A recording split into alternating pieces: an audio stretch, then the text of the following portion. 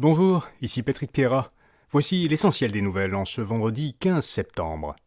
Le gouvernement fédéral exemptera de taxes sur les produits et services toutes les constructions de nouveaux immeubles destinés à la location. Justin Trudeau l'a annoncé hier. Il soutient que l'exemption des immeubles locatifs de la TPS de 5% permettra de construire davantage de logements et particulièrement des appartements de 2 ou 3 chambres proches des transports en commun. Il espère qu'elle fera aussi baisser les prix de l'immobilier.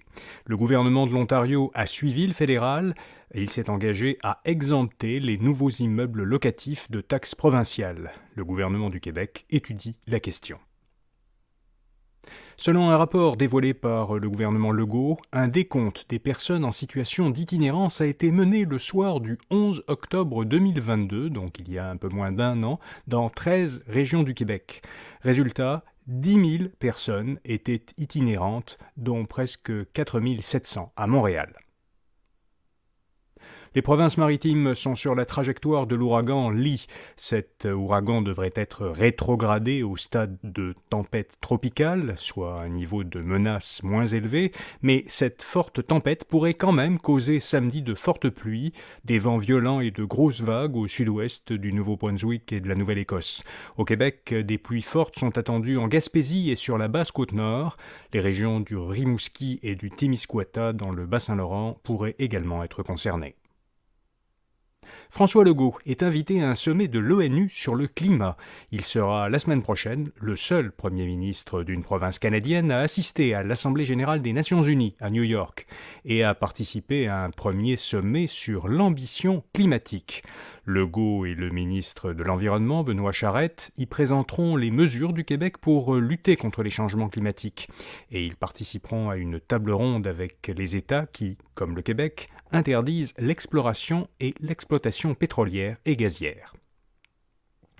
Le fils de Joe Biden, Hunter Biden, a été inculpé pour détention illégale d'armes à feu. Il est accusé par un juge fédéral américain d'avoir fait une fausse déclaration lorsqu'il a acheté une arme en 2018, parce qu'il avait alors affirmé qu'il ne consommait pas de drogue. La justice américaine enquête depuis 5 ans sur le fils du président et les seuls faits qui lui ont été reprochés jusqu'à présent sont une fausse déclaration lors de l'achat d'une arme, on vient d'en parler, et un dépôt en retard de ses déclarations de revenus de 2017 et 2018. Transat, la société mère d'Air Transat, vient de déclarer son premier bénéfice trimestriel depuis le début de la pandémie. L'entreprise montréalaise a réalisé un bénéfice de 57 millions de dollars. La PDG de la société explique le retour à la rentabilité par la forte demande des voyages de loisirs. Même si Transat demeure très endetté, les investisseurs ont réagi favorablement à ces résultats. L'action a grimpé hier de 7%. La Banque Laurentienne dit qu'elle a terminé la revue de ses options stratégiques, ce qui veut dire en bon français qu'elle cherchait un acquéreur. Elle aurait, selon plusieurs médias, reçu au moins une offre d'achat, mais aucune transaction n'est en vue. L'annonce que la Laurentienne allait poursuivre ses activités comme une institution indépendante, faute d'acheteurs, n'a pas suffi à consoler les investisseurs déçus que la vente ait échoué. L'action de la banque a perdu hier plus de 10% de sa valeur. Selon une analyse du service économique de la banque RBC, la Banque du Canada maintiendra son taux directeur inchangé jusqu'au milieu de l'an prochain. Le taux pourrait commencer à baisser à compter du 3e trimestre de l'an prochain seulement. Mais toujours selon RBC, comme la Banque centrale demeure préoccupée par l'inflation, elle n'abaissera pas ses taux aussi rapidement qu'elle l'avait fait dans le passé. L'homme d'affaires montréalais Robert Miller vient de vendre son entreprise Future Electronics à une société de Taïwan pour un peu plus de 5 milliards de dollars. Il était le seul actionnaire de Future, une entreprise spécialisée dans la distribution de composantes électroniques. Robert Miller est depuis quelques mois au centre d'un scandale sexuel.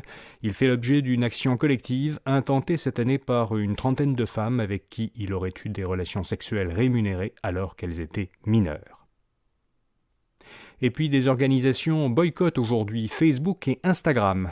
La Chambre de commerce du Montréal métropolitain fait partie des organisations qui se sont jointes à l'appel de la Fédération professionnelle des journalistes du Québec.